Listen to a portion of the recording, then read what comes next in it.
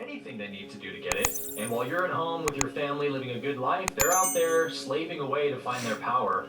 And then by the time they get it, they pretend to be, I'm here on behalf of the people, and we just watch TV, oh cool, new president got elected, or whatever. And we're none the wiser to what's really happening behind the curtain in our world.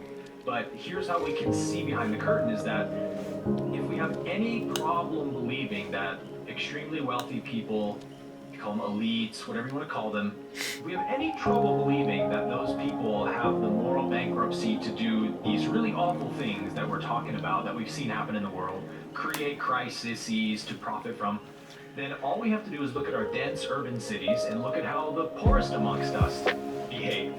And what we've seen in these dense urban cities since they've lifted all the crime restrictions is this overwhelming explosion of crime where you can't even go to San Francisco anymore because your car's going to get smashed and grabbed. You know, you can't walk into an Apple store because someone's probably going to rob it in 30 minutes. Like, it's dangerous to be out in the public in these cities because so much crime is rampant everywhere. And so are you telling me that those poor people who are stealing an iPhone from the Apple store, Target and whatnot, wouldn't do the same awful things that the elite billionaires do with their money to gain more of it? We're seeing it happen right in front of us. So it's not a rich people problem.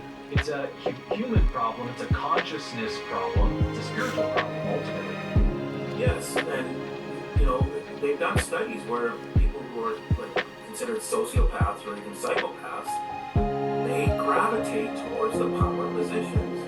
Of course.